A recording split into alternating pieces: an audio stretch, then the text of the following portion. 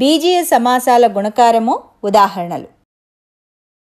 పిల్లలు, మనం గత పాఠ్యాంశంలో బీజీయ సమాసాల గుణకారానికి సంబంధించిన ప్రాథమిక అంశాలని నేర్చుకున్నాం. ఈరోజు మరికొన్ని కఠినమైన ఉదాహరణలు చూద్దామా? ఈసారి మనం రుణ పదంతో గుణకారాన్ని చూద్దాం. ఉదాహరణకి -2a² ఇంటూ 2ab - 5cని తీసుకుందాం. నియమాలు మారవు. దీన్ని మనం -2a² into 2ab -2a² into 5c అని రాయొచ్చు. ఇక్కడ మనం a into b - c ab - ac అనే గుణకార విభాగ ధర్మం ఉపయోగించాం. దీనిలో a -2a², b 2ab, c 5c.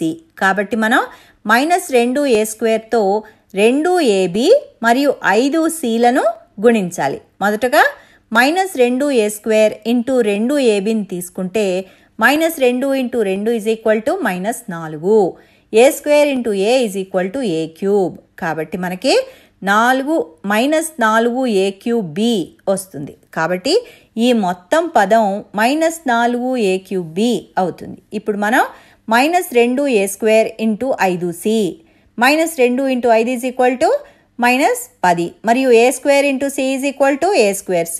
అప్పుడు మనకి -10a²c వస్తుంది.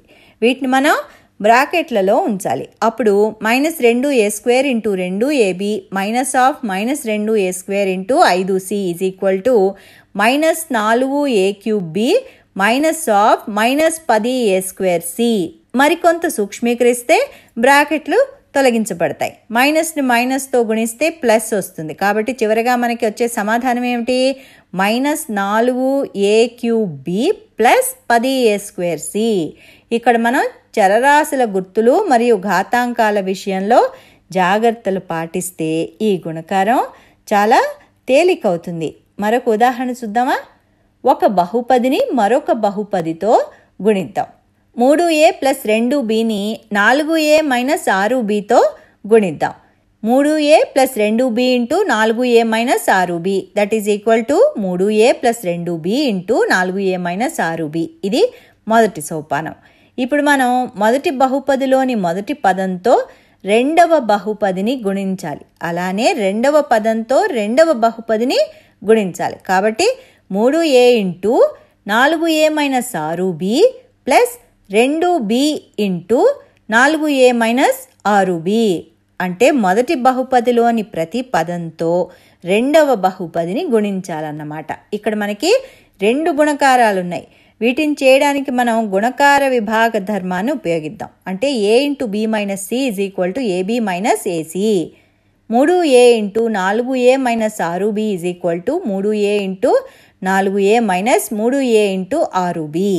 మరియు 2b into 4a - 6b 2b into 4a - 2b into 6b. 3a into 4a - 3a into 6b 12a² - 18ab. 2b into 4a - 2b into 6b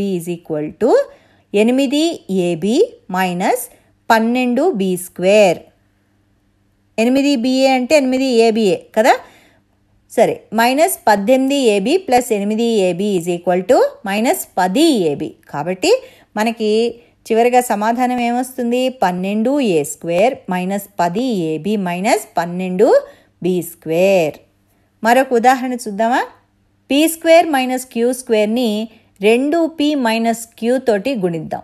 మొదట దీనిని p² - q² into 2p - q అని రాయాలి. ఇప్పుడు మొదటి బహుపదిలోని ప్రతి పదంతో రెండవ బహుపదిని గుణించాలి. కాబట్టి p² into 2p - q q² into 2p - q. దీనిని అంటే ఈ గుణకారాన్ని చేయడానికి గుణకార విభాగ ధర్మం a into b - c ab - ac దీన్ని ఉపయోగిద్దాం. p² into 2p - q p² into 2p - p² into q మరియు -q² into 2p - q -q² into 2p minus of minus q square into q. p square into 2p minus p square into q is equal to 2p cube minus p square cube. Minus q square into 2p minus of minus q square into q is equal to minus 2p q square plus q cube. ఇంకా దీన్ని మరింతగా సూక్ష్మీకరించడం సాధ్యం కాదు.